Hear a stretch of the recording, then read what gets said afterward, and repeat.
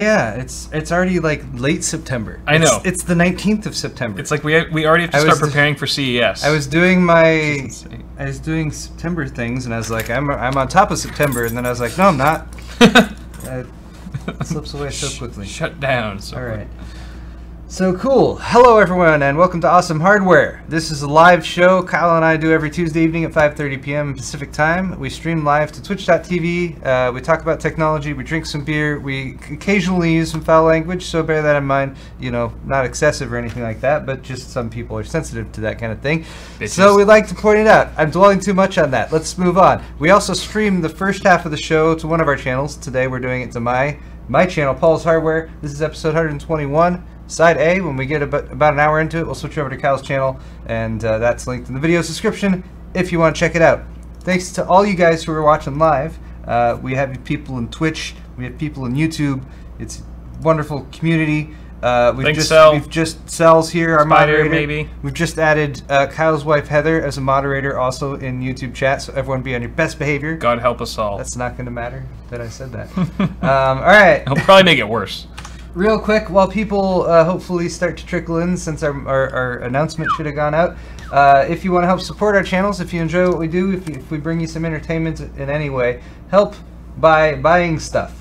You can buy stuff on my store, paulshardware.net, and I have a sale going on for mugs. I also just added some pullover hoodies that you can order in gray, black, and blue, and it's all real high quality stuff. So go there. Also, we're having a little contest right now that you guys can participate in. Woo! If you are interested in. The info is on both my store and Cal's store, but it's a design contest. And if any of you guys are designers out there, we have two prize categories. If you submit a design that we like, if we use a concept that you submit, you win $100. If we end up using your actual full design, like if you're really good at it and you give us like a nice image and it's with vectors and all that, then you get $300. So check it out. Info is on our store pages, and deadline for entries is October 15th. So do that, and maybe we will sell your merch on our store. $300. After we pay you. That's almost an entry-level video card these days. Yeah. We have lots of new merch coming up. We finally, after so many years, have finally connected our store with Brian, who's sent us quite a few awesome designs. So hopefully we're gonna have some of his stuff coming up soon as well in the stores. Yep. Anyway, Kyle's store is bitwit.tech/store. Check it out. Organic cotton beanies. Is that new? It's fairly new. It's a couple weeks new. Organic cotton beanies. We both have ladies' tees on our shirts now too. So you know, a lovely gift for a girlfriend or wife, or for the 3% of female audience according to YouTube. I only have 2. We got you covered. Yeah, it's more like 2 point something, but you know, we're being generous. Close enough. Also, hats available. So thank you to all of you who buy stuff. We're gonna shout out your names at the end of the show.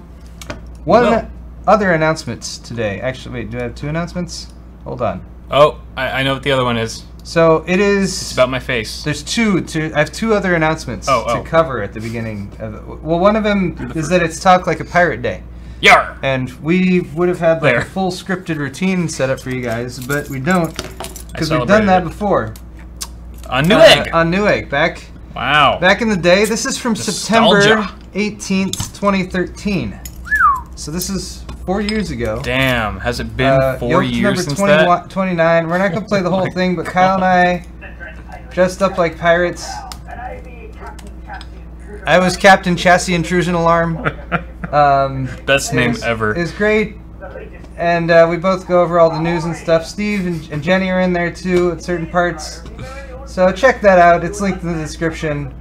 If you ever want to see what I look like with heavy mascara, now's your chance. Oh yeah, we were wearing mascara. I like this part at the end. Your joke. My joke. What rhymes with Hawaii? What rhymes with Hawaii? Rum. Classic. Anyway, alright. So Still gets me if you actually want to hear me and Kyle talk like a pirate, that video's linked in the description. Best day to do it. It was fun. That's like that's one of my favorite. That's got to be my top few yoked episodes that we did back in the day. All right, we got to do that for Halloween this year for Awesome Hardware. for Halloween. Maybe not pirates, but dress up and be in character and that would be nice. Kind of cosplay. I kind of want to. Man, it's like I say that I'm like it's only late September. I know. I had plenty of time to make a costume. Right. Then it's like October 30th. It's like 2 days ago. Yeah. Promised. Yeah. That's true. So one more announcement. Apparently, this was sent over to us on Twitter. And this is based on last week's Awesome Hardware, which had its own share of epic fails going on. I can't believe this is real. This is seriously real. So, Kyle, who ejected beer into his face in between episodes, it was actually in between halves of the episode last week. Yep. It was captured on Twitch. Kyle posted it to his channel. It was quite the classic moment, but apparently, this is logged into your Twitter here. But apparently, you can actually tweet it if you go to tweet, and we go Kyle fail. Does it pull? It does. It's right there. So I'm gonna tweet as Kyle right now, and there we go. All right. So excellent. Thank you, Mem, for sending that over, and everyone feel free to use the Kyle fail GIF from last week because it's there. They're on Twitter. Yay! Unbelievable. Just gotta search for Kyle fail. So Twitter had to have done that. I don't know. How do those get added? I have no idea how the best GIFs get nominated to be automatic Twitter GIF. Yeah, I don't know. Is there a try? There's got to be like some. There's like a council of like elders or something like that at Twitter. the GIF panel, yeah, the GIF board of directors. Solemnly go over each GIF, and yes, this one is worthy, and then like it ascends this little aura surrounding it. And they all do a song and dance ritual around. That's how it works. Cool. All right, let's move into the first segment. Well, I guess technically the second segment we might have since announcements was kind of extended today. No, it's not new. I'm clicking the wrong thing. That's hot and heavy hardware. Hot and heavy hardware. Woo! We must clearly establish each segment as we go into it. That's part of the show. Lower thirds, baby. All right, so we got some tech hardware news. Heavy hardware. Hard drives. Hard drives are heavy. That is true. That's a perfect segue. Western Digital is shipping a 12 terabyte hard drive, the WD Gold. Wow. They just keep adding new colors. Is this enterprise or is this consumer? It is enterprise. So okay. I guess black wasn't cool enough anymore for the WD black drives, but WD Gold, it's 12 terabytes, 8 platters, pretty insane as far as overall storage capacity. 7,200 RPM. It's a helium-filled drive. It's actually based on the same platform as Hitachi's HGST, Hitachi's UltraStar HE12, which also launched earlier this year. It uses 4th generation HelioSeal technology. Helium in the drive allows the platters to spin with less turbulence, which is why they can make them closer together, and that's the benefit there. I wonder if it's much louder because there's 8 platters. The helium drives I've had they're pretty quiet. I mean, no louder than you'd expect a decent hard drive to be. That's good. But yeah, 1.5 terabytes per platter with 8 of them in their total.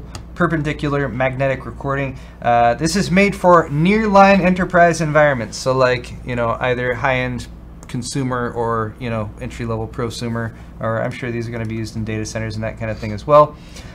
So that means it's equipped with sensors and technologies to prevent it against vibration, make it more easy to put multiple drives into a single like NAS array or something like that, have drives next to each other so that they don't interfere with each other when it comes to vibration. Supports TLER or time limited error recovery rebuild assist mode to speed up RAID recovery time, 255 megabytes per second sustained transfer rates, 4.16 millisecond average latency, which are pretty damn good specs for a spinning mechanical hard drive.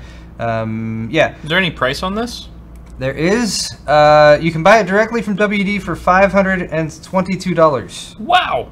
It's available at multiple retailers right now, including Newegg for $540. So I guess you can get a better deal if you go straight to WD, but I don't know if you have to have an enterprise account with them or that kind of thing. Damn. But yeah, $540 at Newegg, which is a lot of money for a hard drive, but considering the capacity, it's not terrible. Actually, the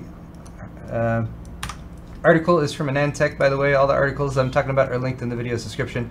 But they, for instance, take a look at it. This is the 12 terabyte model on the left, and it's 23 gigabytes per dollar, or about 4.35 cents per gigabyte.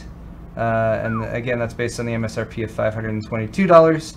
And that's actually, you know, less than well, actually, sorry, it's a little bit more than, I guess, their 10 terabyte and 8 terabyte drives, but it is fairly new still. But it is less than their 8 terabyte drive retailed for about 1.5 years ago, because it launched at $600. So there you go. Anyway.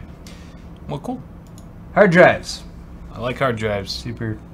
I mean, when I need if NAND prices weren't so crazy, I'd be like, this is obsolete. Yeah. There's going to be 20 terabyte NANDs, flash array drives soon, but I don't know. No sight of that sucks. anytime soon. Oh, cool. Oh, by the way, we drink beer on the show. We forgot to do that. We're drinking some Lagunitas, a little something ale. A little something. And cheers to all of you guys. Thanks for joining us. Let's move on to the next story here in Hot and Heavy Hardware. Also, the sun is setting, so we're getting some extra special, some special video effects. It's not your GPU artifacting or anything. No, that's a special aspect of the show that we have now. I kind of like it. The shine. And it's only going to happen for a while. Like, give it a few weeks, and especially once the time changes. True. And it'll be dark by this time. So savor it while you still can. So 56 core, 112 thread workstation. What do you think?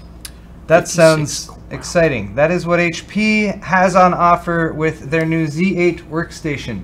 Freaking insane core counts and with hyper-threading, 112 threads, 3 terabytes of system memory. Not like hard drive, system memory. Good lord. And that's pretty crazy. It's also got this like sort of configuration with a bunch of vents and everything to make sure that there is airflow directed to the various parts of the actual workstation.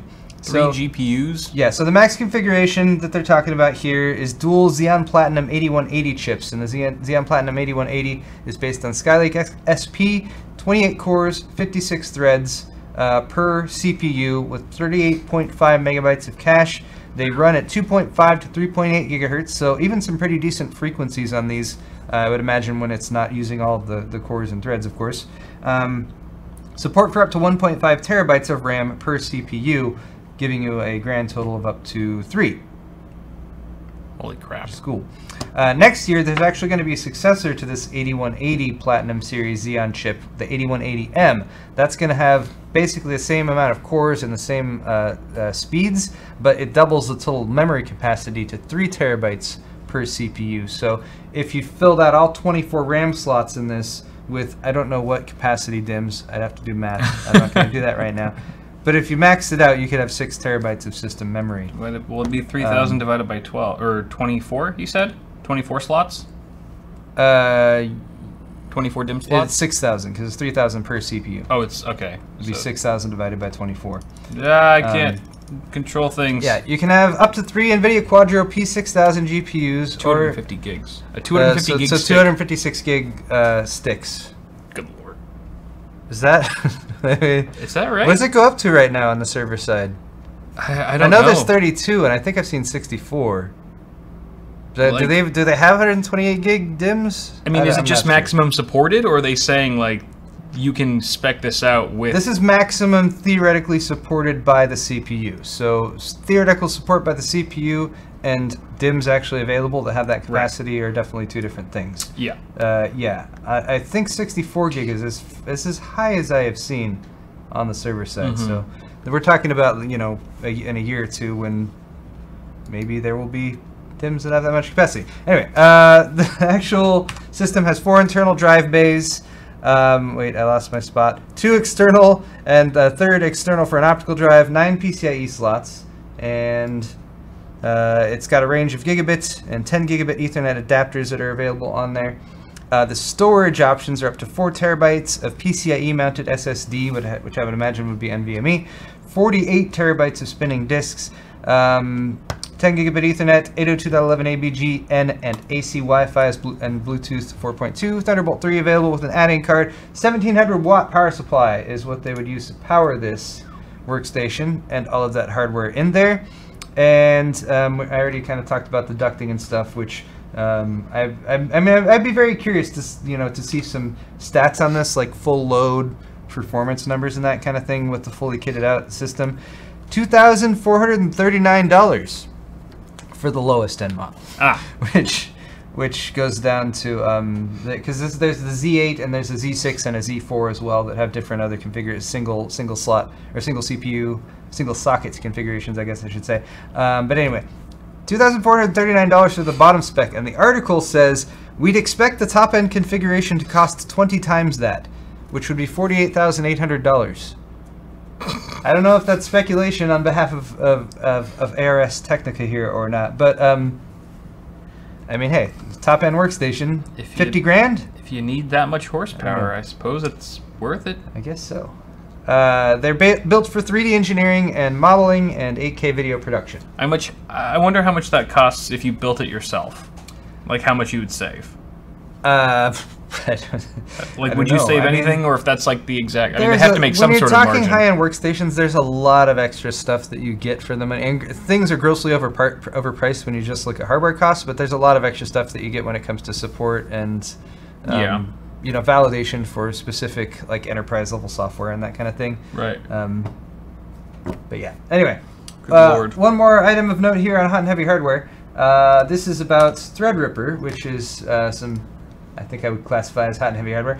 But yeah, Threadripper was recently delidded by Der Bauer. We've talked about several of his delidding escapades in recent time, and there was a kerfuffle when it first happened, because if you look at some of the images here, there's a lot of speculation as to what the extra dies are doing here, because this is basically looks the same as Epic, which on the server side can have a full complement of 8 Ryzen cores, or 8 Ryzen dies, each with 8 CPUs, giving you a total of up to 32 cores and 64 threads.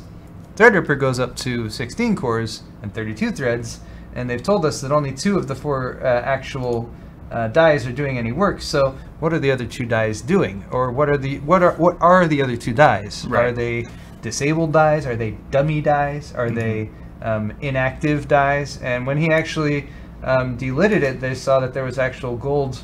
I believe you can see in this image, there's actually gold contacts on all 4 of them, which might make you think that maybe they're inactive. And of course, the next question is like, oh, maybe you could actually enable them somehow or turn them on. But this is the follow-up, because this actually posted last week sometime. I think this was actually about the same time we did the show last week. But James Pryor, who's a product manager at AMD, followed up on this and basically said it's not an Epic, it's a different substrate, it's different dies. 2 of the dies work, 2 have no path to operation, they are basically rocks.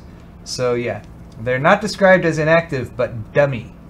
So it doesn't matter if they were dead or active, they're just not going to work at all. So anyone who maybe had machinations on like somehow using the pencil trick or something like that to turn on your other Threadripper core, or your other Threadripper dies, it's not going to happen.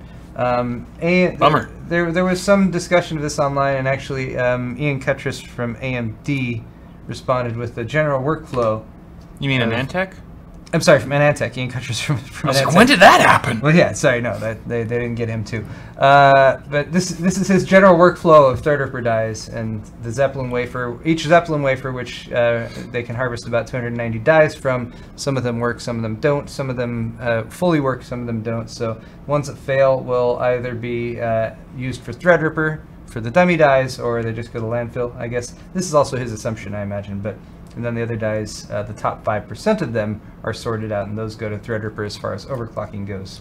Everything else gets relegated to Ryzen-based products, as well as, I would guess, Epic. But all the reports on AMD's yields for Ryzen have been very good, so I think that's part of the reason why they're doing so well with it. Yeah. They've been able to keep up with demand in all areas, from my understanding. All right, next segment. That's the end of the first segment, by the way, which I'm going to take a drink. That was very efficient. We didn't linger or anything. It was? I thought I have lots of stuff to talk about. You were very concise. I'm trying to, trying to bang through it. I also have, bang. Yeah, I did. It's like sex. Also, like, whenever... Have you guys noticed the lighting is better today? I mean, other than the beams of sunlight across our face. Other than that, it's way Chris. better. It's Chris, my new intern. Chris, Kyle's intern. He comes in twice a week, and I've been sort of like watching how he sets up the lights. We got new lights too. There's a big diffuser over here. It's very nice. It's a shower curtain. It's a shower curtain. It's literally a shower curtain hanging from a C-stand. But it's a diffuser. It works great. And it's diffusing some of the sunlight too right now, which is probably giving a very nice blend. That's why you got some shine on your hand as well. Yep. But if you compare off screen too, if you compare the get a little closer. If you compare the lighting from like last week's video or last week's episode to this one, it's just night and day. It's absolutely crazy. What? I'm just kidding. Touch your what? Next segment. We're streaming, Paul. Wait till the cameras go down. The next segment is insecurity. I actually did a segment about security and stuff. This is mainly information and recommendations that I've found from other sources because I don't consider myself to be an expert on this by any stretch. But I almost forgot. We actually already had a segment called Insecurity. So that's what we're... Anyway. Point is, Equifax. We didn't talk about Equifax last week. It was sort of new news last week, but if you're not familiar with the Equifax breach, you probably should be. I would be surprised if you're not, but Equifax is one of the 3 major credit reporting agencies in the United States. They were hacked, and 143 million consumers' informations were basically stolen, and they're out in the wild. They're somewhere on the internet now. Now I want to point out here again that I'm not an expert in finance, and I don't claim to have all the answers about this, but these are actually some of the steps that I'm going to be taking personally to attempt to do some protection for myself. So I wanted to share that with you guys in case you're sort of not exactly sure what to do.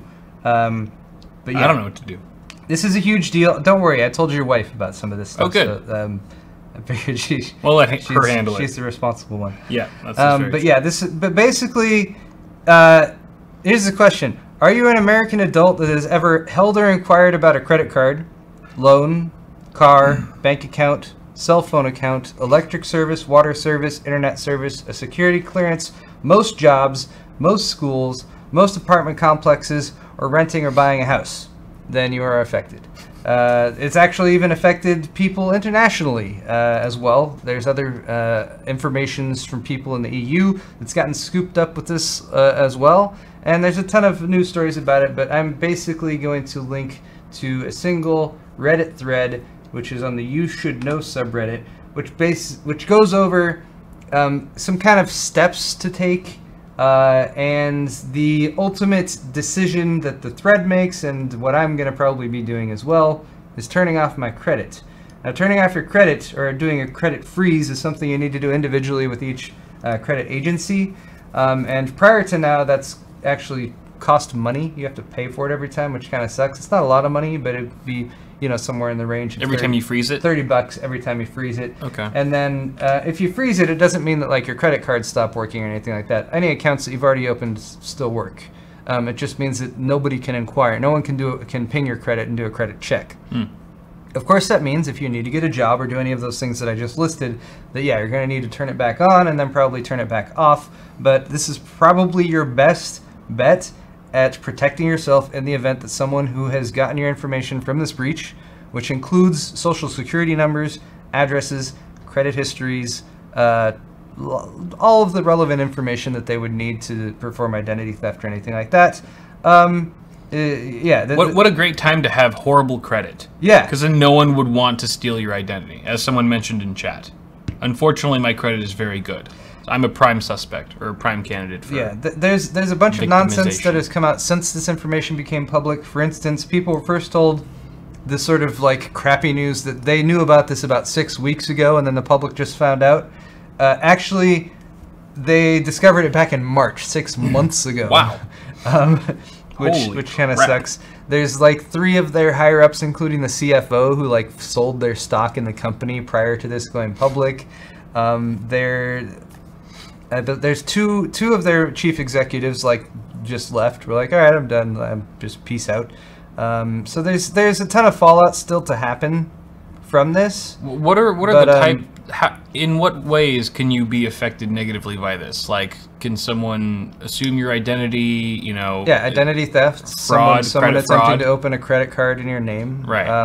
Actually, Taxes, one of maybe? the things mentioned in the article, in this breakdown on Reddit, is people filing taxes in your name is a potential issue. Good Lord. And that is a massive, massive problem if someone is able to do it. So one of the recommendations from the article as well is, come 2018, get your W-2s and file your taxes as soon as you possibly can. That's your best bet for doing that. Okay. Another strong recommendation is to get your credit report right now. You want to get that from annualcreditreport.com.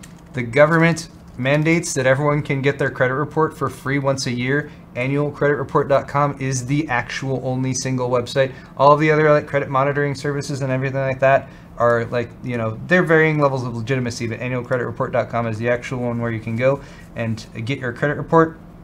And we're not sure what's going to happen. There's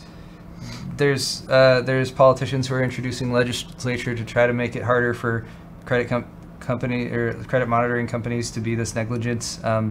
Yeah, lots more still to come, but this was the breakdown I found of it that I found to be very helpful, explains everything very clearly, and if you or your friends or family who are, I guarantee, are affected by this aren't exactly sure what to do, I highly recommend just checking that out, and very much would consider turning your credit off if you're at all concerned about that, or if you're able to do it. A super helpful FYI. That's good to know. Anyway, yeah, there's more on that. There's actually there's so much more on that, but yeah, it's a really the amount of fraud that's going to happen this holiday season It's kind of insane. is going to be crazy. So Record breaking. yeah. Get your credit report right now, so that if anything happens in the future, you can say, look, this is what it was before whatever happens. Right. And it's just kind of a lottery. Like, there's so much information out there. It's just like, are you going to be the one who is targeted? So Yeah. that kind of sucks. That's scary. All right, CCleaner is a software utility which I have personally recommended to people in the past. Me too. However, Avast, which is a company who owns Puriform, which is a company who develops CCleaner, has let people know that it's been compromised. In fact, hackers were able to inject malicious data harvesting code piggybacked onto the installer program for CCleaner. Avast is reckoning that this has affected about 2.27 million users.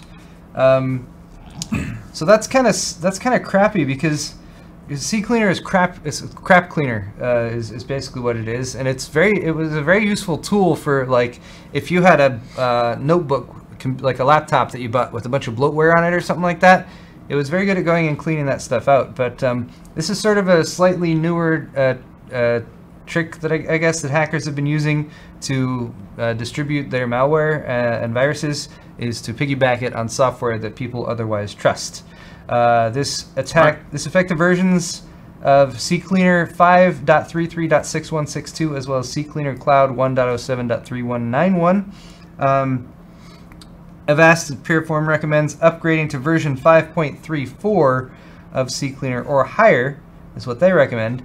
If you have it already and you're just like, I just want to get rid of this because I don't want it anymore, the concern would be if you had a version that was affected. Now, my personal, like, the thing I do if I know that a computer has a virus that has been compromised is I nuke it. Like, I don't care. I format it.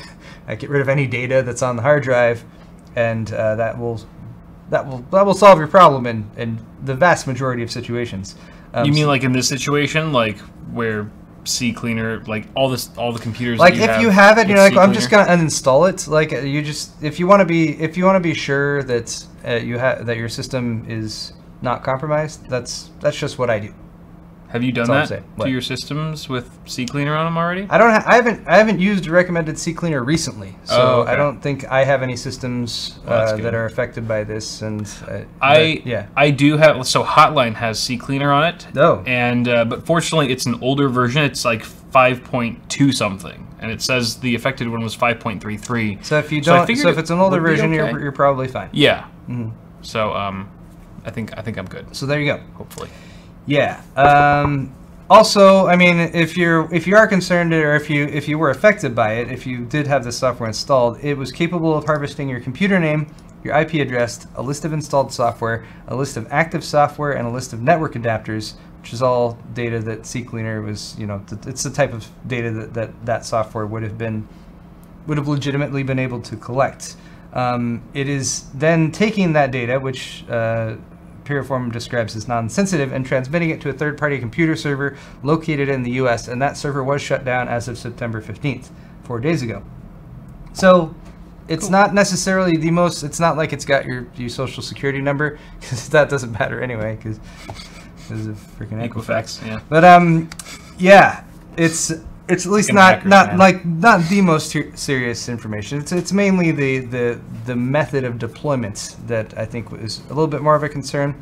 Also, that they were able to to get this actually into the installer is a little bit disconcerting. Indeed. Yeah, CCleaner at the time that Piriform was bought by Avast in July. Avast says 2.27 million users were affected, but at the time of the acquisition, CCleaner was billed as having 130 million users and 15 million on Android. Android is not affected at all. The payload delivery for this was limited because it only affected users with 32-bit Windows PCs. So I guess that would be another reason why Hotline would not have a chance of being affected. So that's probably what limited the amount of people, considering the actual install base of CCleaner. Thank God all right, for that. that's all for that story.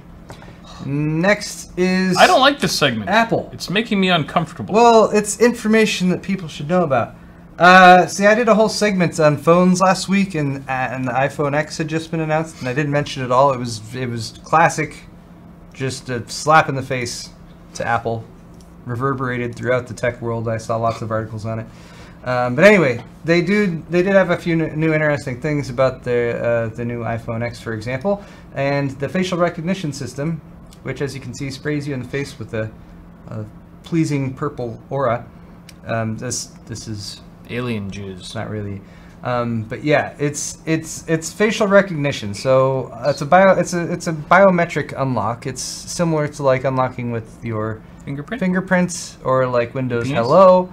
But it's a little bit more fancy than that. So this article from The Verge asks several questions about the facial recognition system, which I will kind of go over. Like, is it going to make it easier for police to unlock your phone if you're arrested or something like that, and they think you might have some incriminating evidence, and you're sitting there like, oh, you just beat the crap out of me, so I'm incapacitated, and they're like, I'm going to unlock your phone by holding it up to your face.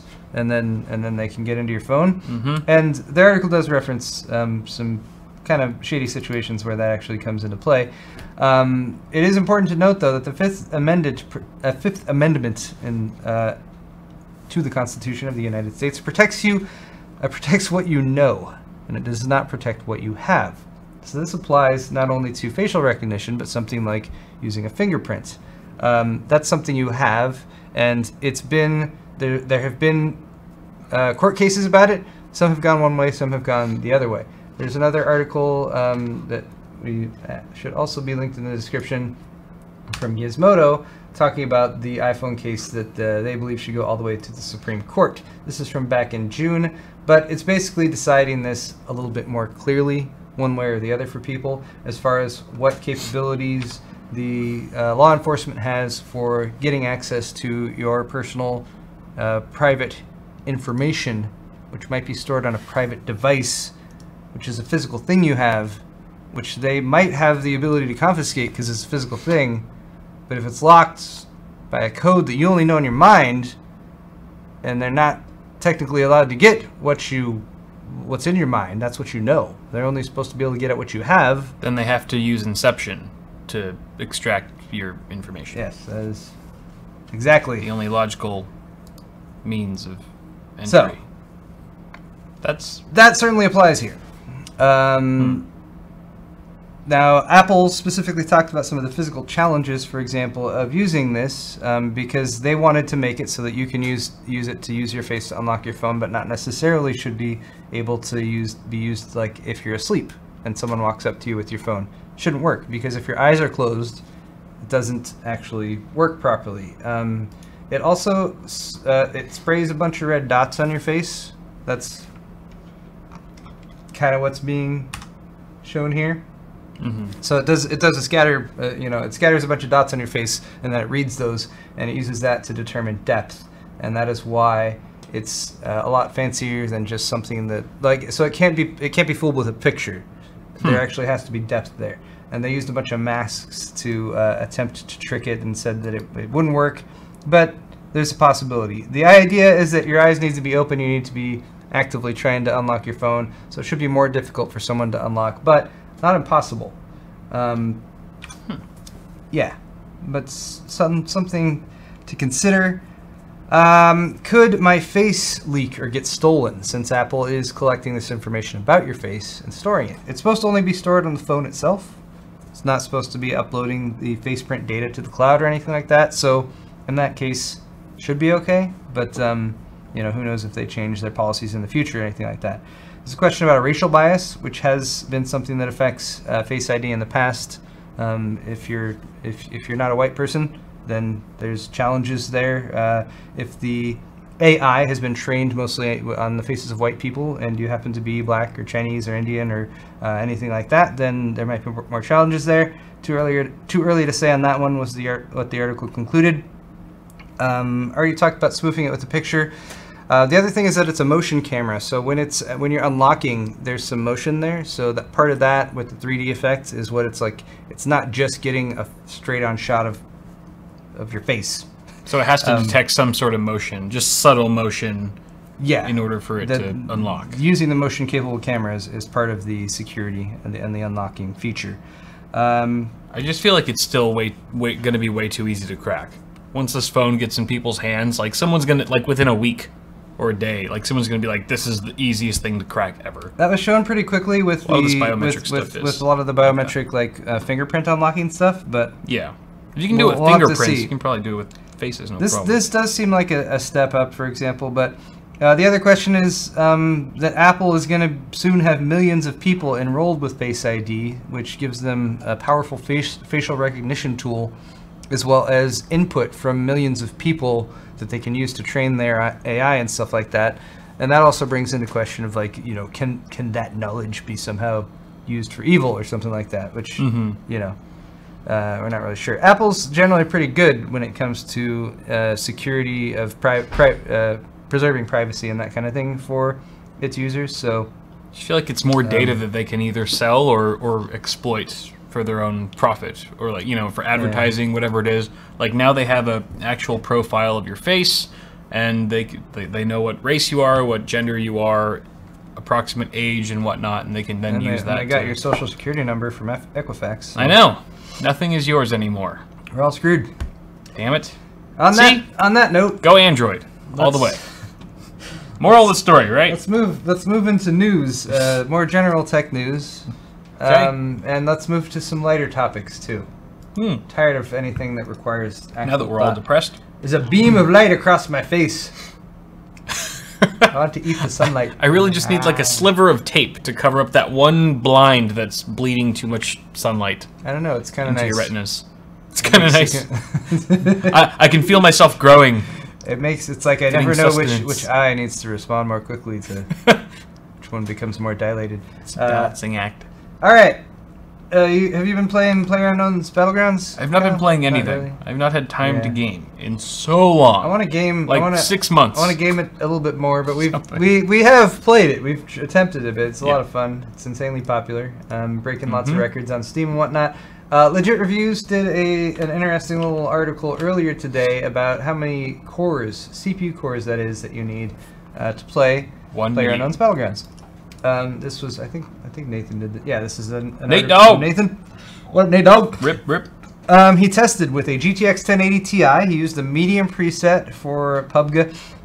He tested at both 1920 by 1080 and 2560 by 1440 with a 7900X CPU. He was disabling cores on the CPU in order to simulate the different core count options, but these were basically his results. He tested 2 cores with and without hyperthreading, 4 cores with and without, 6 cores, 8 cores, and 10 cores.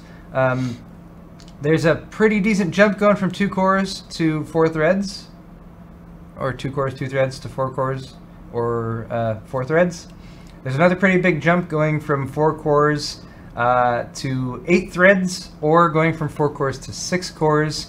In fact, to quantify this, about a 31% jump going from 2 to 4, about a 21% more jump going from 4 to 8, or I should say going from 4 to 6 when it comes to actual cores, going from 4 to 8 when it comes to thread count. So good news for anyone who's currently gaming with like a 7700K or 6700K or something like that. You do have pretty good capability to, seems like, max out your available performance if you have a 4-core, 8-thread CPU or better.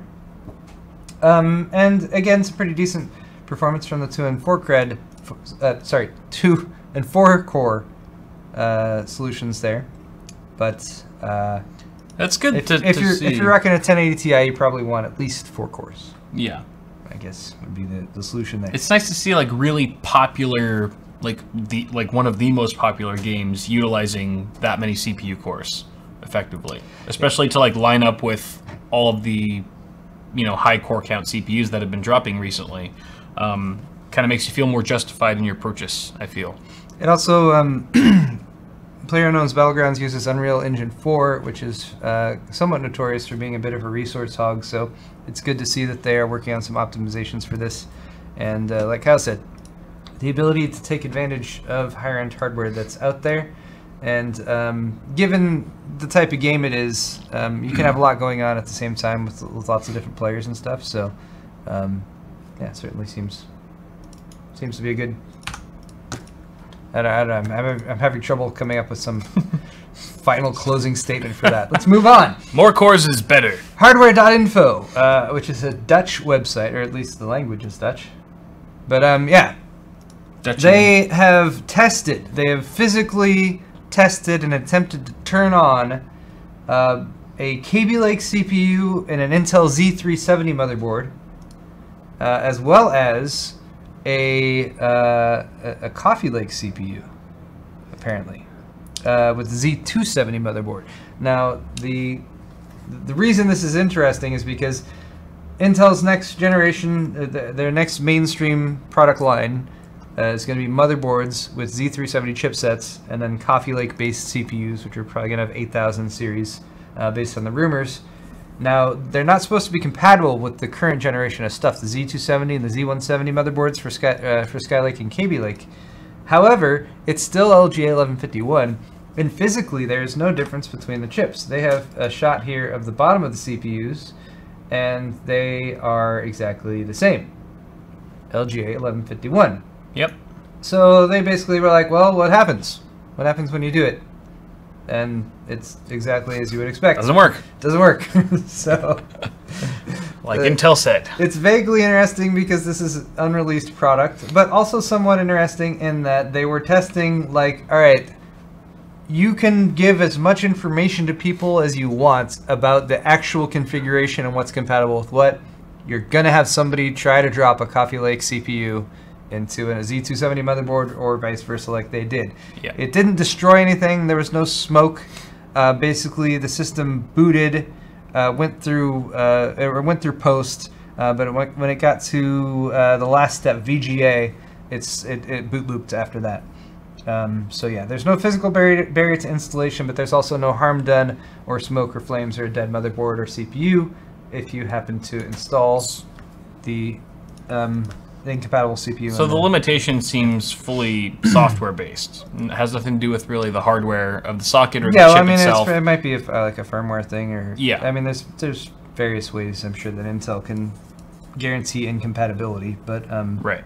Physical incompatibility, something that actually blocks you from installing it, is not there. That just makes I think that would just make people more bitter. And that probably towards Intel. That probably goes to tooling for manufacturing, which is very expensive to change up. So doing something for this new line of CPUs and motherboards that would make it physically different would have cost more money than it was worth.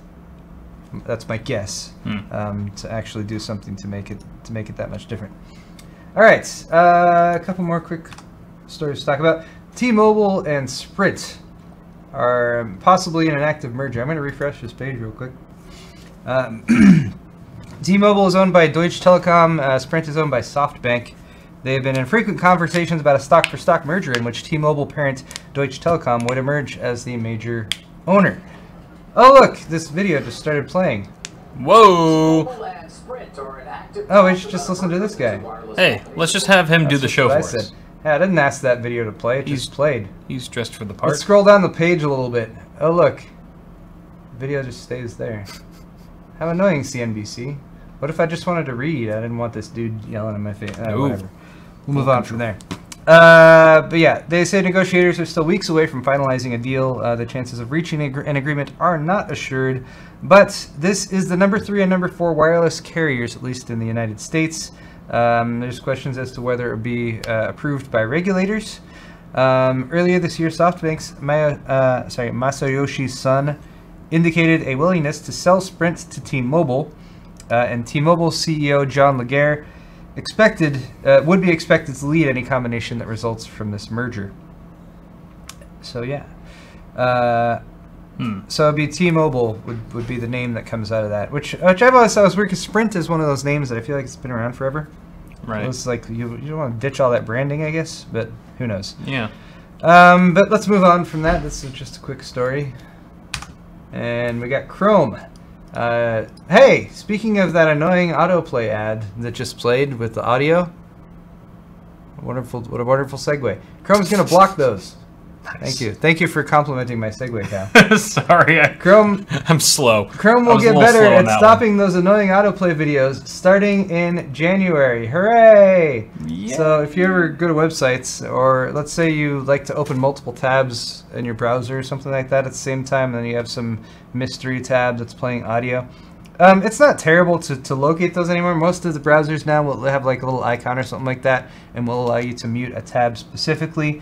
But when they just start playing automatically, it's really freaking annoying. So I am happy that Chrome will be doing this. Should roll out in January. This is one of the most frequent concerns from users, says Google. Unexpected playback. The worst autoplay videos have to be the ones that minimize and follow you down the page while you're scrolling, says the article. Incidentally, which is exactly what the CNBC website we were just looking at did.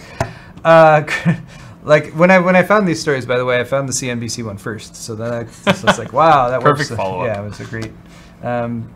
Chrome 63 version 63 is also going to add a new option to completely mute individual sites, so you can tell that website, like if you go to Tweaktown all the time, and the Tweaktown pop-ups are just blasting noise in your face, you can mute the entire website and it will stay like that through different sessions. That's a cool feature too. Nice. Google has also previously indicated they're going to introduce a built-in ad blocker for next year. All of this, I think, is generally speaking good news, but we also have to like grain of salt it with Google now, because they're not like we like Google and we use so much of their services, but they've also gotten so large where it's like you don't see them being just always good all the time. So it's also possible that they're using these changes to further assert their domination over the online advertising industry. So, you know, keep that in mind too, I guess. So someone said we can now mute Pornhub at work. Oh yeah. Oh show. Yeah, then you mute Pornhub on your work browser, and then you know that it's never just gonna start popping up. Because that'd be awkward. Yeah. Unless you worked at Pornhub. Then is that normal? I mean, what? To work at Pornhub? If you work at Probably Pornhub, a little abnormal. If you work at Pornhub, depends on your family. Can you just like be sitting there watching porn in your cubicle or something like that, and not really doing anything else? And people are like, "This, he's working. He's a go-getter." Like that. You're promoted. I don't know. Kind of curious about the office politics at Pornhub now. That'd be fascinating. There should be a stupid BuzzFeed video about that. But I digress. Hopefully that will get done soon. All right, last actual news story for today. Intel apparently is going to be launching Ice Lake 8-core and 16-thread mainstream CPUs in the second half of 2018. Yay!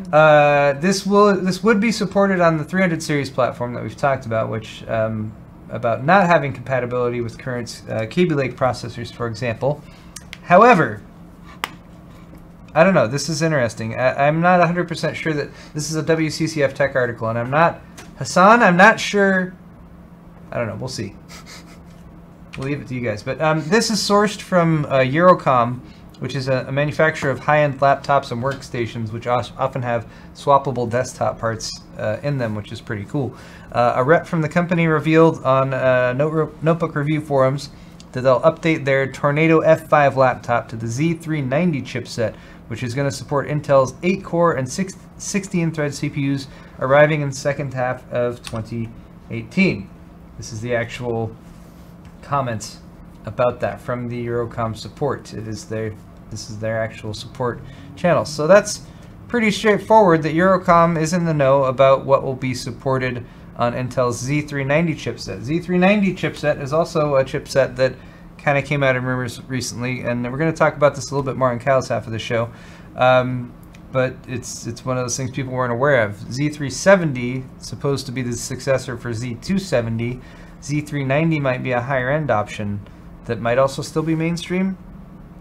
Maybe, we're not sure. Yeah. But Intel has definitely said that they're going to offer 8-core and 16-thread processors.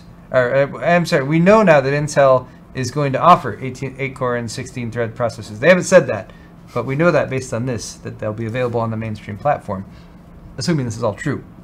So this Eurocom guy pretty much spilled the beans, more or less. Yeah, well, he seemed to Probably indicate wasn't some early supposed information. to. I mean, this type of stuff happens, and they can come out and be like, oh, he misspoke, or, you know, that kind of thing, or like, he wasn't familiar with the actual blah, blah, blah. Mm-hmm. So who knows? It's early information. But the thing that sticks out to me here is they're talking about this potentially being Ice Lake, because Intel has stated in some of their in the product roadmaps and otherwise that Ice Lake, which is the second generation 10-nanometer processor architecture, will be well under production in 2018. Now that's a wide time frame, but Ice Lake is second generation 10-nanometer. They're supposed to be Cannon Lake. Right. Right? Yeah. So Cannon Lake is already on roadmaps, and there is supposed to be some low wattage, low power draw Cannon Lake stuff coming out at the end of 2017. Mm-hmm. Not necessarily the desktop parts, like socketed desktop parts or anything like that. But this begs the question, you know, is Intel gonna fast track Ice Lake somehow for the desktop side? And that's what you're gonna see next after the whatever initial launch of Coffee Lake stuff they have going on right now. Kind of seems like they I'm not might really be rushing things again, kind of like how they did with Skylake X. Well, I think that's a big part of it, is that Intel's whatever roadmaps they had have been sort of thrown into disarray by the need to present a more competitive front to AMD and answer back to AMD with a lot of the stuff they've brought out on the mainstream side with Ryzen. You know, reliably so. And AMD, for their part, is already talking about Zen 2 architecture, the follow-up architecture to to Zen 1, which Ryzen is based on, and they're talking about it being able to hit much higher clock speeds and also having better instructions per clock performance. So that would be a pretty big jump, and that could close the gap in gaming performance and various other things like that. So Intel definitely is in a position where they need to bring some new products to market, and I'm sure 2018 is going to be a very interesting year for that. But it does seem, overall, with this information, like in 2018, you're going to see 8-core on the mainstream lineup from Intel, which makes sense to me. Right. That's where the industry is going. So Gotta stay competitive with the Ryzen 7 family. But like I said, more of that when we get over to Kyle's half of the show. Yes. We're gonna wrap up my half with what we get some Q&A. Donations. People have submitted donations to us and asked questions. We're gonna answer those really quickly. So starting off, and thanks to Cell for collecting these from Wishbone with a $5 donation.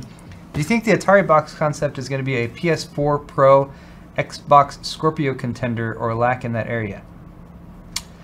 I would say probably not. I think Atari Box is more of a retro device. It's made to play old school games. It's for nostalgia. So I don't think it's competing necessarily with the PS4 Pro or Xbox Scorpio. Gonna go more on in the same vein that Nintendo has, I think. Just sort of appealing more to the mainstream family. It's a nostalgic device for thing. people who don't know how emulators work. Yeah. Tom's Bremsmith's 50 Knox Norwegian Krona. Thank you, Tom's. Hey again, as in every week. When will be mail time and bacon or beef jerky? Also, Linus built an AMD 1920X NVIDIA 1080 PC just for lulz. Wait, is that just for lols or is that just for League of Legends? League of Legends. I don't know. The world may never know. I haven't watched many Linus videos this week, so I'm not positive about that video. I need to check my PO box. I'll probably do that later this week. So yeah. Maybe I don't know if you have a chance to check yours. No, it usually depends on how much stuff we have rolling in. So yeah, if we got stuff, we'll collect it. So probably in the next week or two, we'll do another mail time and catch up on anyone who's sent us stuff. But we have to answer his question: bacon or beef jerky? Oh, I'm gonna say beef jerky. That's yeah. Also because I can't imagine receiving bacon in the mail. I'm the curious about mail delivery bacon. Maybe a little bit of both. Probably beef jerky would be the most practical. Why not both? Why not both? Send one of us bacon and one of us gets bacon, one of us beef jerky. We'll eat it all. Right, thank you, Toms. Scott Dilbeck, $6.66 once again. Thank you, Scott. Weekly contribution. I bought a Vive. What do you guys recommend checking out? Ready to see some AAA titles. I'm getting my Vive set up again soon. So soon. Probably next week. Cool. Nice. Any big plans to No, I haven't. I mean, I want to. Yes, I'm planning to use it. That's as far as I've gone. Okay. Have you played any? I have not. Vive games recently. I have not touched VR in months and months. It's what were you playing that you were enjoying when you're doing the workout, your Vive workouts? I was playing Hollow Ball, which is a very simple game. Hollow Point, totally unrelated. Hollow Point's a lot of fun. Which is also super fun if you like archery. The mechanics work really nicely with the arrow and the bow and stuff. And then Thrill of the Fight, which is the most physically demanding VR game I've ever played. If you are trying to like actually win and you want to get into it. But as far as just like having fun. Let's see. What VR titles have we played in the past? I mean, I had a lot of fun with Space Pirate Trainer. But I know that one's yeah. It's just a fun little game to play. I know there's so many other games that have come out, and that's the thing is like not being able to bring in. I feel like when we first started playing VR is when it kind of first came out. That's why I need to get it set up again. When all the games were still super indie, semi unfinished, and so much has happened since that time. So I feel like I'm totally out of it. I'm completely irrelevant when it comes to what VR games look like now. I know if you're on Oculus, if you're using an Oculus Rift, Scott Watson from AMD, formerly of Tech Report, has just praised Robo Recall. Okay. Like 10 times over, and he says it's a really good game. Actually, I was at the dentist the other day, and my dentist was like, Kyle, I know you're into tech. I tried VR for the first time. Oh. My friend let me try this robot game, and I was like, was it Robo Recall? He's like, yeah, it was amazing. Like, I couldn't even kill the robots because I was so overwhelmed by just like the environment and stuff. And I was like, yeah, cool. Super hot. Super hot. It's supposed to be really good as well. Yeah, as a VR title is really cool too. All right. Yep. Thank you, Scott. A lot of good VR stuff. Ian Stiggles, $5. Bet you wish you had that HD during Scrapyard Wars. Yeah, we could have used a hard drive during Scrapyard Wars. Oh, the hard drive, yes. I mean, 12 terabytes, 500 megabytes, either one of them. No, 500 gigs. Anyway. We could have definitely used a 12 terabyte hard drive. Thank you, Ian. We will definitely keep it up. Aaron Barlow, $5. Thank you, Aaron. Thanks for the great entertainment and information, guys. Cheers. Cheers. Cheers to you. I'm out of beer. I'm Manny99. $5. Hi, guys. Congrats, Kyle, on your increased Twitter fame. Oh, I thank you very much. Can I use one G-Sync and two non-G-Sync 144 Hz monitors for surround? Trying not to sell a kidney. That seems to me like one of those like fringe features that NVIDIA would be like, yeah, we support that, and like one of those random things that, right. Yeah, we set that up so it does, but AMD can't do that or whatever. I don't think so exactly, at least not while you're using G-Sync. Yeah, I don't think so either. You could probably do that and like play on just a G-Sync monitor with G-Sync, or play on all the monitors without G-Sync. Right. Yeah, maybe try tweeting to NVIDIA about that and see if. Yeah. Yell at them. Tell them to make it happen if they haven't already. Cooley77707, $10. Good show. I don't know what it is with beer and me. 2 weeks lately. in a row. Going strong. Where's wifey sauce? Wifey sauce! Party foul. Alright, and that wasn't my fault. I'm positive. I'm positive that was not my fault. I very clearly told him beer as I was setting it down. I don't think it got into any of the important parts of his laptop there, but wow. I don't know. That one probably won't go quite as viral as Probably not. as last week's. Why are you pushing it into my laptop? I'm not, how else am I supposed to clean this? Find out. Good lord! I'm trying to do the soaking method because I know no other let method. Your laptop absorb some ball. Here, razors are very absorbent, as I found. They are. There, that's good. All right. Woo! Yay! Well, hey, now did both beer of get our there? sets for Awesome Hardware Have beer smell on like them. Beer. Yes, It's awesome. there are worse things that could smell. All right. Thank you, Aaron, for your donation. I'm Manny. We were talking about Kyle's Twitter fame. Yes, very, very famous now. There's your beer. I can't help it. Now I've like succumbed to a curse. Like it's a live streaming curse. Physically take that. All right. Cool. I'm gonna drink this really quick before I spill it again. Yeah, and we answered your question. Cool, thank you. Cooley77707, $10. Good show. Good donation, good comment. Thank you, Cooley. Omar Tyndall, $5. I sent you guys spicy food. Hopefully you got it. All right, I guess we really do need to check our PO boxes because I haven't in like a week or two. Bye. Omar, I'm gonna check that out. I like spice. If it's spicy, I'm cool with it. If it's hot, super hot, Kyle will eat it. Holt Hamlet, $5. I've got a lovely bunch of coconuts. There they are standing in a row. Small ones, big ones, some the size of your head. Isn't that a Lion King song? I've got a lovely bunch of coconuts. Doodly-dee, there they are standing in a I don't row. really know that original song, but yeah, that's a good song. It's a good song. That's the only Holt. place Thank I you, know it Holt. from. We attempted it. Yep. Marshmallow, $10. Will you guys be doing Pimp My PC today? No! No. No. Next week.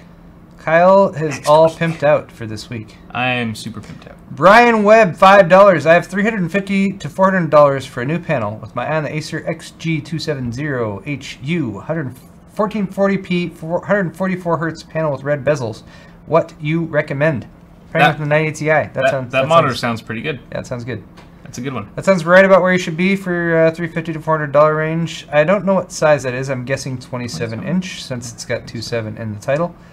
But yeah, 27 inch is like, I feel like it's like the standard size now. Standard size for me used to be like 21, 22 inches. And then it was like 24 27 for a while. is like, you can get 27 inch 1080 for pretty cheap now. Yeah.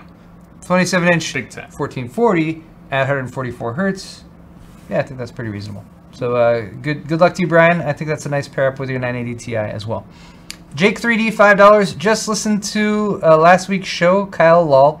Paul, is Kyle your illegitimate child? Do you have or want more children? Kyle, are you and Heather going to have kids? Oh, that's a wow. These are such deep questions. So many deep questions in a row. If I'm gonna have a kid, it's probably gonna happen in the next year or two. So I'm sure I'll tell you guys if that occurs. Kid unboxing. We want a kid unboxing. Full kid review. All right, yeah. Like you know, I've been having a kid. A cardboard box. Maybe like I switched to having kids. You know, like I've tried having a kid for 90 days, and then give your feedback on it. Or like, you know, what's in the box? It's a kid, hopefully alive. There's lots of options. I'm just spitballing. I like all of those. Yep, do them all. Kyle, you and Heather. You have kids. We already have 2 fur babies. Got the 2 fur babies. That's good enough. Yep. Anwar Nayar Escobar, 2,500 clips. Hey guys, there is yet a problem. Memories kill. Between the Aura software and Trident Z RGB memories, Strix X370-F and Trident Z RGB. Cheers from Chile. That's a good PSA. Those should work together. You've got a motherboard and memory that should all synchronize RGB-wise. Make sure you're updated to the latest version of the X370-F's UEFI BIOS. Potentially reinstall Aura software. Oh, he's asking. I thought he was like telling us there was an You might issue. need to go so far as actually clearing your BIOS settings and that kind of thing. But those should all synchronize up together. If they don't, you got a problem. I'm sorry if I can't provide you more troubleshooting info right here. Des Jones, $5. Thoughts on the BS that is the highly possible risk of Vega and board partners being delayed? What do you think about all that BS, Paul? I'm thinking, like, the amount that I care for a video card that's $200 overpriced is very minimal. And I feel like the amount that you guys care for a video card that's $200 or $300 overpriced is minimal too. So it becomes like something that I don't consider. Yeah. Like the existence of Vega 56 and Vega 64 isn't going to be viable to me until I can say, yes, you at home can buy one of these for the price that they're being sold for. So yeah, I feel like if that's the case, if they're just okay selling all of their cards to miners and whatever, then they're just kind of taking themselves out of the conversation when it comes to actual gaming graphics cards. Yeah. And I'll keep recommending buy a 1070 for $400. Yep. That's what it comes down to. Don't get your hopes up. Yeah. Miles Bartlett. Miles. 5 Canadian. Been watching for a while. Keep the fun content coming. What is the best tempered glass water cooling case, in your opinion? There's so many now. Yeah, they're so everywhere. It's like any case. Any case. Any case from last year that doesn't have a version with a tempered glass side panel now does. I feel like all of these tempered glass side panel case manufacturers with those products should owe me royalties too somehow. But then I remember InWin. And I'm, no. And Lee and Lee. Lee and Lee had tempered glass. Back in the day. A long time ago. Name one Lee and Lee case with a plastic side panel window in the last 5 years. I don't know, but the cases I remember coming out, like the D-frame, the InWin D-frame, was the first one I remember, like, the open air chassis. Specialized tempered glass side panel on it. And yeah. Anyway. They're yeah, they're everywhere. Fantex, Corsair, Fractal, Cooler Master. Like, look at the case features and then get the version with tempered glass. Coda, $10. Work schedule has been weird, so I haven't caught you guys for a while. And Paul, Jif is a tasty peanut butter, but I'm not sure what it has to do with an animated pictures on the internet. Oh yeah? There's that whole debate. That should be a sword fight. Jif or GIF. You know? I think it's been proven that it's GIF though. Like officially. I don't know who's the official. I was convinced when I went to Africa on safari and I tried to take a bunch of pictures of giraffes. Boom! Couldn't find headshot. Boom. Couldn't find any of those. Why don't you just ask my friend Jeffrey, who spells his name with a G? So your friend Jeffrey's probably a hipster douchebag. I hate him. Anyway. Jeff's really cool. Actually, Jeff is a cool guy. I love Jeff. We should hang out. We should do another Vegas trip. Yes, we should. Kyle T. A for the $5 or 5A, whatever A is. Hey boys, is there any big difference between the Ryzen 1700X 499 it's Australian, and the 1800X 649 Australian? Kyle, if I want a high overclock, probably not at all. Go with the 1700X. Save yourself 150 Australian dollars. Wow. That's a lot. Save yourself 150 Australian dollars. You should be able to get the 1700X to about 4 gigahertz. Overclock it a bit. They're all in that same range. Like overall, I do feel like the 1800Xs from the performance numbers I've seen are maybe just ever so slightly bins, but it's so minimal, like it's not worth it at all to pay that much more money. So yeah, 1700X and overclock it, and you're basically at 1800X level for sure. Indeed. Dazori, $20. Best day of the week when this show is on. Hell yeah! Buy some beer on me until I get the Gritty's Pumpkin Ale sent for Halloween. Best Daz Joe, New York. Damn, I think he's going to send us some beer. We definitely need to do a Halloween show. I'm down for that. I haven't looked at the schedule. When is Halloween? It's October. It's in October. I'm pretty sure it's at least in October. I mean, Halloween is on a Tuesday. No shit. Yeah. Oh, we have to do something. Fuck. All right. Well, I'm glad we've discovered. What should we dress up as? I don't know. Tweet us. Tweet us what we should dress up as. Tweet at me, bro. We won't see it in chat. Costume now. Tweet at me. Make a video. Maybe I want to make a video about making a costume. we'll cosplay that shit. This All right. like costume like. Costumes are... The level of expectation for costumes is so crazy now with like because of cosplay. Yeah, fuck cosplay. And like They've ruined everything. And like Adam Savage and like the people who do robotics and stuff. They do crazy costume stuff. Adam Savage, right? From MythBusters. Yeah, he goes costumes? to I don't follow. he goes to Comic-Con every year. Oh, and he dresses does up like Adam some Incognito, and he makes some crazy costume. And he oh, goes and yes. walks the floor. Is he the one that did Breaking Bad one year? Was that him? Someone did like a really good possibly Heisenberg. Was that him? Fuck. I don't either know. way. I don't know. Yeah. Okay. Well, we've got some big shoes to fill. We'll figure something out. We'll try to think something up. Maybe I'll be you, and you can be me. That was actually suggested in chat. I think. That's funny. Or no, someone said Linus and Luke. We could. You could be Jensen, and I could be Lisa Sue. I don't. It's a fancy leather jacket. Yeah, we can't. Both Paul and I's budgets combined couldn't afford Jensen's leather jacket. Yeah. Let's be honest. Yeah, that's a really nice. It's a one of a kind, from what I've heard. All right, all right. Let's move on. Dessert. Heather Hansen, Kyle's wife. Wifey sauce, $5. Hi, Paul. Are Kyle, you, and me going to dinner after the show? Love wifey sauce. I'm down. We gotta eat. Gotta eat. Gotta eat something. Yay. That's a yes. All right, let's finish. Cell processing. Too cheap to donate this week. Thank you, Cell. Heather is busting heads in chat. You should Cell, hire her. Cell didn't donate, but he just put his comment in the donation comments. How dare he? Wait, wow. He moderates for us, and he's awesome. Okay, you can do it. Talk about just taking advantage of the authority that's been granted to him. Power abuse. So that's okay. It exists. That's okay. And Heather, thank you for moderating chat. Yes. That's awesome. Yeah, you're killing it, honey. We've got a few more down here. Desuri, $20. One question, however, where the hell is my freaking V-Rock premium key? Can't find anywhere. Sal, get this in for me, please. I have no idea. We heard there was a bunch of like controversy about that, and Intel's going to charge $500 for it. I've heard nothing, so I don't know. I think there's. Yeah, I've heard nothing about it. I can't say. I've heard nothing. So. Yeah, I hope they decide to make it like $20 or something like that. Yeah.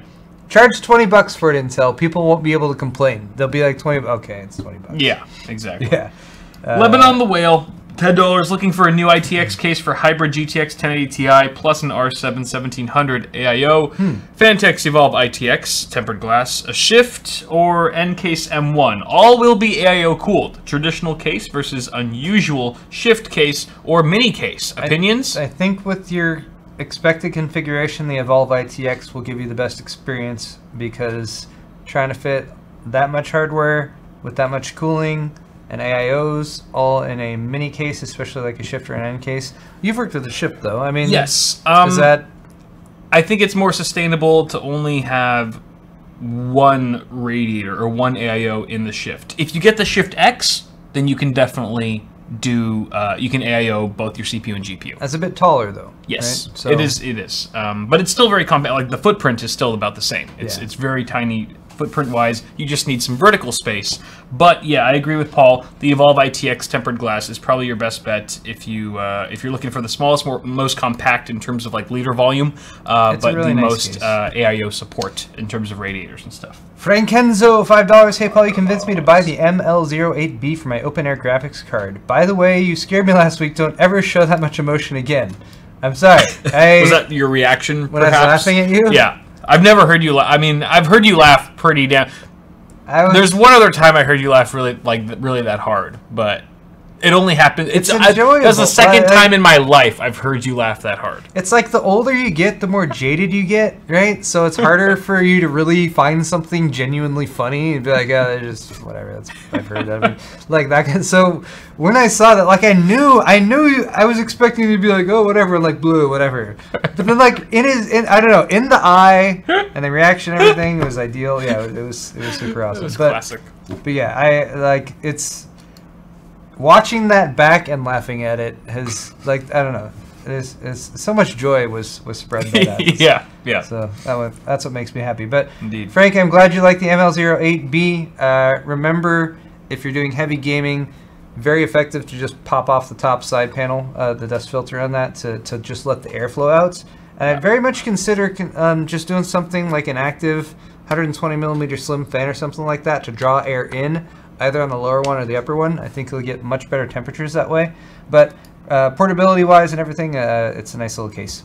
Omar Tyndall, $5. It's 9 million Scoville, Paul, and it's in Kyle's P.O. box. What? I'm not touching that. What? I'm not touching that. These are the spicy snacks he was that's talking the Scoville about? points is the heat rating. I'm going to try it. That's a heat rating, I'm not gonna a try it. spiciness rating. Spicy is flavor. Heat is just hot. It's for not nihilists, for masochists. That's the word. Nihilist, hedonist, masochist. Nihilists. I don't even believe in spice. They're all good people. Bradani Nettles, $5. I need a current Windows storage spaces review, and please do it with your 6950X system. It's just like mine. Thanks. I can't promise that's coming anytime soon, Brawani. I haven't really used Windows storage spaces, but I hope you can find more information on that soon. I don't want to make any promises I can't keep. Thank you, though, for your donation. Matt Bond, $5. Hey, guys, I'm going to start another batch of homebrew and wanted to see if you want me to send a growler. Love your shows and keep up the good work. Absolutely. We'll try it on stream if that's cool with you. Yeah, Matt. Free beer is always good. Something that's appropriate for like fall or winter. Yeah. Time frame. I like Oktoberfest. I like choosing the beers that like line up with the seasons. That's nice. You're lame. PAG Koji, $5. Paul, when are you going to finish your damn HTPC vlog? Whoa! I accidentally my leg hit the lever on the chair and I just went down like 10 inches. What just happened? That must have looked really funny. Sorry about that. Yeah, when are you going to finish your HTPC vlog? He's got an i7 2600K HTPC, or should I use it to get my wife assimilated into the master race? Okay, a good question. I'm sorry it's taken so long. There's 3 different factors contributing here. One is that the piece of wood that I got has a couple beetles in one corner of it, and I don't know how to get rid of them. I've just been waiting for them to die. Beetles? Yeah, beetles, wood beetles. Oh, they're supposed to be killed because the piece of wood I got was kilned, but there's one part of it where there's still some, so they must have gotten in there after it was killed or something like that. I'm not sure. So the beetles need to die. Figuring that out. Second thing is that I'm getting a fanless power supply, and actually Enermax is sending that over. I was trying to get the 650 watt fanless version that they teased at a couple events over the past 2 or 3 years, but they never actually brought that one to market, so I'm going with a 550 watt fanless. Which manufacturer was this? Enermax. Enermax, oh yeah. That's actually on esse way right now. Third thing... I don't know if there's a third thing. Third thing is that, I'm redoing the electrical in our house, and we might actually be doing some like home improvement stuff soon, like replacing the floors. And this, like wanting this to time with everything, has made me hesitate on it and stuff. So, what is that? Just watch. I was thinking, watch. The chair starts going. The chair shut down. That's pretty good. It's like you got short all of a sudden. Sorry. So yeah, sorry. All of those things have contributed to me taking a lot longer to get that to get to next steps on that. But it is still gonna happen soon. It better. Kyle I'll be following up with you. Kyle Pearl, $10. Looking for a way to operate 2 PCs using dual monitors, possible as single ultra wide, using the same peripherals. Any suggestions on possible KVM that is sufficient for gaming and/or alternative options? I do not have. The last KVM I bought was like years Gamers ago. Nexus. Do they just do a review on? No, they do an ad. They do an ad for a piece of software. Oh. And I don't remember what it's called. It starts with an M. Synergy. No, it doesn't. Synergy. Yes. Synergy. Thank you, chat. Synergy. We are not affiliated with it all, but hey, if you work for Synergy, maybe you should come sponsor us now since we're plugging your product. Synergy is software you can get, works over your home network, and you can use it to use a single laptop, keyboard, or whatever to control different computers around that. So check out Synergy. Sweet. Yeah. Clint Flippo, $20. Balls. My thoughts exactly. Yeah. Warning last message for sharing license. We don't care. Troll McTrollington, $10 Canadian. It's Canadian anyway. He's from Canada. Yeah, he has a right to say this. He said Linus isn't a slut, but he is a whore. It's a very subtle distinction. So deep. So deep. There it goes. Punchaz, $5. $5. Great show, guys. Building a new PC and want to liquid cool, but want us want to use mineral oil and dual pumps because of the oil. Is that overkill or not worth it? Neither of us have ever built mineral oil cooled computers, so we probably can't give you good advice on this. But I would say it's overkill for whatever you're trying to do. I think that It's there definitely are already enough things, products out there that you can use without having to mineral oil cool your hardware. That'll work just fine for anything you want to do. So the mineral oil is just so you can say, like, look, I did this and it's super different. It's incredibly unique. There's no other system like it, and I now have the experience of doing a mineral oil cooled system. But as far as like necessity goes, I don't think it's necessary. It's probably overkill. But I think that concludes your half of the show. No, it doesn't. Johnson's. Shit! Quickly. Quick. Lord. Quick Johnson's. Good Lord. Where's my mail? Go. My mail. Look at my phone. You go first. Mail. Okay, I have 3 Johnsons. Okay. Juan from Texas. Juan. Yeah. Oh, from Houston. I hope you're doing well after everything with recent hurricanes, sir. Got the Thumbscrew Black T-shirt. Thank you, Juan. Also Joseph from New York. Got the black logo, dark gray zipper hooded. Oh, the zipper hooded sweatshirt. That's a nice one. It's very nice one. Juan gets a double Johnson. Double Johnson for you, Juan. Thank you. All right, final order is from it's different billing and shipping names. So either Muhammad or Aidil. Ideally. From Malaysia. Holy crap! I believe this might be my first ever order from Malaysia. I have been to Malaysia once. Wow. I was at the airport in Kuala Lumpur. Still counts. Still counts. I was there. Thank you for ordering the Thumbscrew Gray Tri-Blend T-shirt. Much obliged to you. Johnson to Corey. Johnson. Picking up an Evolution shirt. Thank you, Corey. Very much, Corey. And then we've got one from Omar. Omar Johnson to you, sir, for picking up, excuse me, another Evolution shirt. Lovely. And then we've got one from Joe. Johnson to you, Joe, for picking up another Evolution. Wow, that's a very popular shirt tonight. Yeah, that's a good shirt. And then finally, Muhammad for picking up not an Evolution shirt. A Bitwit White logo and Bios Flasher shirt. Good choices all around, folks. Thank you very much for supporting the channel. Awesome. Thank you guys so much for watching. This has been the first half of Awesome Hardware, episode 121. Second half, side B, will be on Kyle's channel. Don't go anywhere. Very soon, if you're watching live. Link is in the video's description. Hit the thumbs up button on your way out if you enjoyed. We love all you guys, and see you later. BRB. Oh no. Like the video.